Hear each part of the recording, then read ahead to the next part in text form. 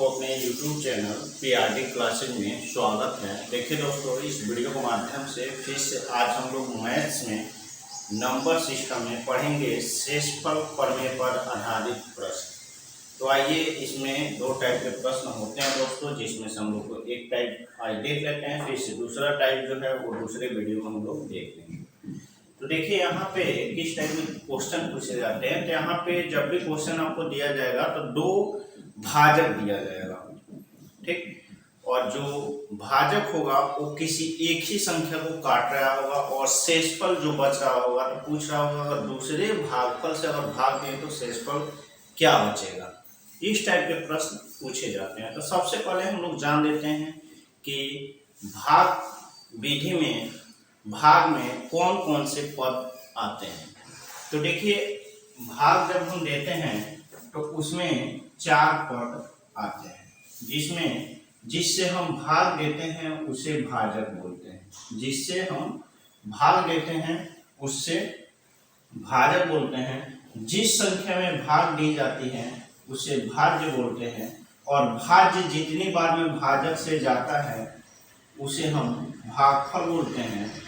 और भागफल और भाज्य के अलावा जो बच जाता है उसे हम शेषफल बोलते हैं। क्या बोलते हैं? शेषफल। भाजक क्या होता है? जिस संख्या से भाग दी जाती है उसे भाजक बोलते हैं। भाज्य क्या होता है? जिस संख्या में भाग दी जाती है उसे भाज्य बोलते हैं। जितनी बार में भाग जाता है उसे भागफल बोलते हैं। अगर कुछ बच जाता है तो उसे हम शेषफल बोलते हैं।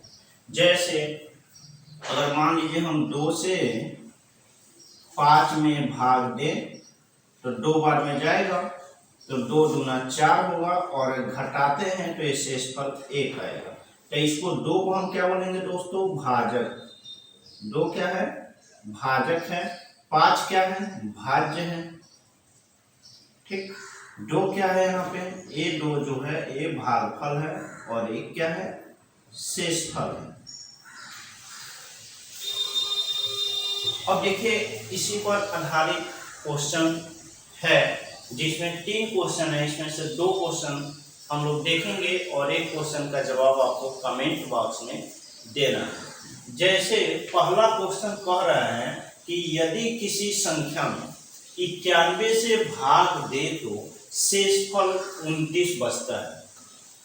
यदि उसी संख्या में 13 से भाग दें तो शेषफल क्या बचेगा।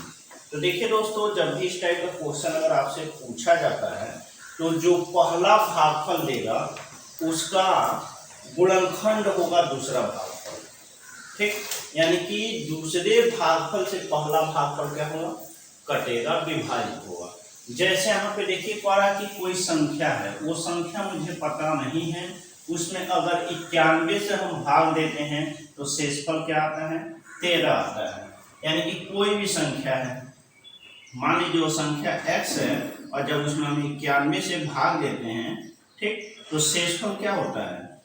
कितना बचता है? 29 बचता है। शेषफल क्या बचता है? 29 बचता है। तो कह रहा है अगर इसी संख्या में हम 13 से भाग दें तो शेषफल क्या बचेगा। तो देखिए, जो 91 है, 91 का गुणनखंड होगा 13 गुणे 7।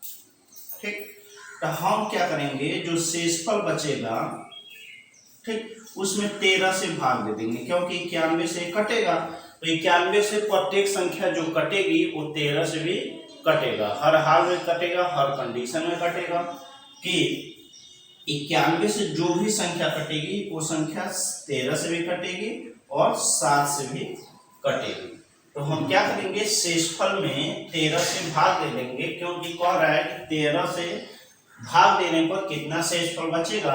तो 13 से किस में भाग देंगे? 29 में। तो 29 में आप 13 से भाग दे दीजिए, तो 13 दूना कितना होगा? 26। तो घटाएंगे तो 3 शेषफल बचेगा। 3 शेषफल बचेगा। यानी कि जो संख्या दी गई थी अगर उसमें हम 13 से भाग दें तो शेषफल क्या बचेगा? 3 बचेगा। समझ में आया? क्या करना है, यहाँ पे जो भागफल पहला दिया रहेगा, ठीक, जो शेषफल बचेगा पहले भागफल के देने के बाद, तो हम देखेंगे क्या जो दूसरा भागफल दिया गया है वो पहले भागफल का गुणनखंड है कि नहीं है। हमेशा गुणनखंड ही आपको दिया जाएगा। बस आपको करना क्या, दूसरे भागफल से जो शेषफल बचता है उसमें हम भाग दे देंगे। वैसे दूसरा क्वेश्चन आप देखिए कह रहा है यदि किसी संख्या में 115 से भाग दें तो शेषफल 75 आता है। यदि उसी संख्या में 23 से भाग दें तो शेषफल आएगा। तो देखिए अगर 115 का आप गुणनखंड करेंगे 115 का, तो 115 गुणा कितना होगा 5 होगा। यानी कि जो भी संख्या 115 से कटेगी, जो भी संख्या 115 से कटेगी वो संख्या 23 से भी कटेगी और 5 से भी कटेगी। वो दोनों संख्या से कटेगी, ठीक, 23 से भी कटेगी और 5 से कटेगी। तो पूरा शेषफल 75 बचा है। शेषफल क्या बचा है 75। तो 75 में हम क्या करेंगे 23 से भाग दे देंगे। तो 23 या 69 होगा, घटाएंगे तो शेषफल कितना आएगा 6। मतलब उस संख्या में अगर हम 23 से भाग दें तो शेषफल कितना बचेगा 6 बचेगा।